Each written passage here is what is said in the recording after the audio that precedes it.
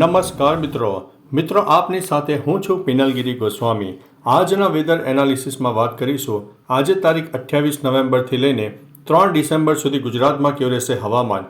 અત્યારે જે વાવાઝોડા સક્રિય થયા છે તેની અસર ગુજરાત સહિત દક્ષિણ ભારતના અનેક જિલ્લામાં કેવી અસર થઈ શકે છે તમામ પ્રકારની માહિતી આ એક વિડીયોમાં આપી દઈશું। મિત્રો અત્યારે જ્યારે મહત્વનું છે કે ગુજરાત સહિત દેશભરમાં અત્યારે જ્યારે શિયાળાની મોસમ ચાલી રહી છે ત્યારે ઠંડીની સૌપ્રથમ વાત કરીએ તો અત્યારે જે ગરમીનું પ્રમાણ કહી શકાય કે બપોરના દરમિયાન ગરમીનું પ્રમાણ થોડું વધારે જોવા મળે, જેમાં મહત્તમ તાપમાન 27થી લઈને 33 ડિગ્રી સુધી જોવા મળી શકે છે। પરંતુ મોડી રાત્રે અને વહેલી સવારે ઠંડકનો અહેસાસ ચાલુ રહેશે। અનેક વિસ્તારે ગાઢ ધુમ્મસ ઝાકળ વર્ષા પણ થાય તેવી શક્યતા છે અને જે ન્યૂનતમ તાપમાન છે 18થી લઈને 22 ડિગ્રીની વચ્ચે રહી શકે તેવી સંભાવના છે અને નલિયા સહિત અનેક વિસ્તારમાં જે તાપમાન છે 15 ડિગ્રી કરતાં નીચે રહે તેવી શક્યતા છે। મહત્વનું છે કે અત્યારે ગુજરાતમાં મિશ્ર ઋતુનો અહેસાસ થશે। એક તરફ જાણે કે ઠંડીના માહોલની સાથે એક વરસાદી વાદળો પણ જોવા મળશે અને કોઈ વિસ્તારમાં છાંટાછૂટી થાય તેવી શક્યતા છે, પરંતુ આ શક્યતા ફક્ત 5% ગણીને ચાલવી, કારણ કે આખા ગુજરાત ઉપર આ સિસ્ટમની અસર થવાની નથી। સાર્વત્રિક વરસાદનો માહોલ નહીં હોય। આ એક લોકલ ડેવલપમેન્ટના કારણે વરસાદ થતો હોય છે, કારણ કે બંગાળની ખાડી અને અરબી સમુદ્રના ભેજવાળા પવનોની સાથે અત્યારે જે બંગાળની ખાડીનું વાવાઝોડું સક્રિય થયું છે તેની સામાન્ય અસર ગુજરાત સુધી પણ જોવા મળી શકે છે, જે એક વાદળછાયા વાતાવરણના રૂપમાં અને એક છાંટાછૂટીના રૂપમાં જોવા મળી શકે છે। હવે મિત્રો તારીખ પ્રમાણે વાત કરીએ તો આજે તારીખ થઈ ગઈ છે 28 નવેમ્બર। તો બંગાળની ખાડીમાં ઉદ્ભવેલું વાવાઝોડું છે એ શ્રીલંકા સહિત દક્ષિણ ભારતના અનેક જિલ્લાઓમાં શક્યતા વધારી રહ્યું છે।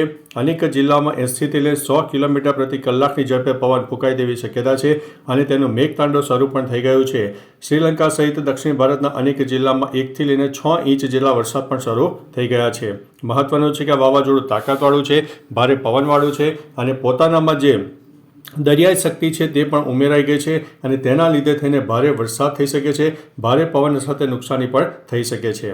ત્યારબાદ મિત્રો વાત કરીએ તો આ વાવાઝોડું દિવસે ને દિવસે એ વિખરાઈ શકે છે, પરંતુ દક્ષિણ ભારતના અનેક જિલ્લામાં આગામી 6થી 7 દિવસ તેની વ્યાપક અસર જોવા મળનારી છે અને તેની અસરના લીધે થઈને ગુજરાતમાં એક આંશિક વાદળોનો રાઉન્ડ જોવા મળશે અને તેમાં કોઈ વિસ્તારમાં છાંટાછૂટી થાય તેવી શક્યતા છે, પરંતુ સાર્વત્રિક વરસાદનો માહોલ નહીં હોય।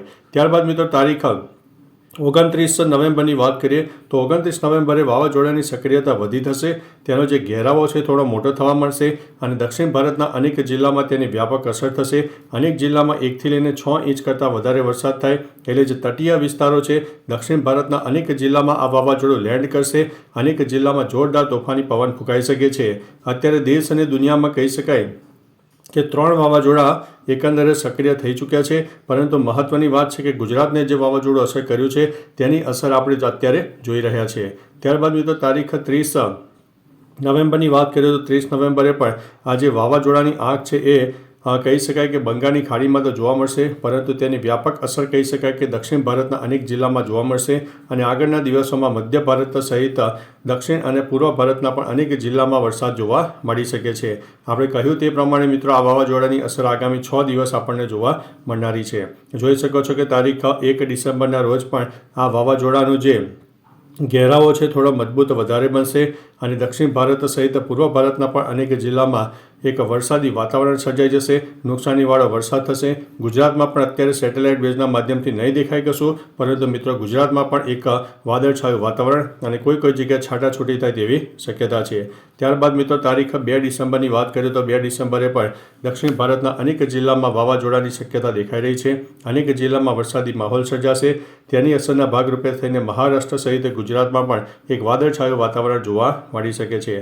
ત્યારબાદ મિત્રો તારીખ 3 ડિસેમ્બરની વાત કરીએ તો 3 ડિસેમ્બરે પણ આ વાવાઝોડાની સક્રિયતા આપણને દેખાઈ રહી છે અને વાવાઝોડું સામાન્ય નબળું પડશે, પરંતુ દક્ષિણ ભારતના અનેક જિલ્લામાં આપણે જણાવ્યું તે પ્રમાણે આગામી 6 દિવસ આ વાવાઝોડાની શક્યતા દેખાશે। અનેક જિલ્લામાં વરસાદી માહોલ પણ જામવાનો છે।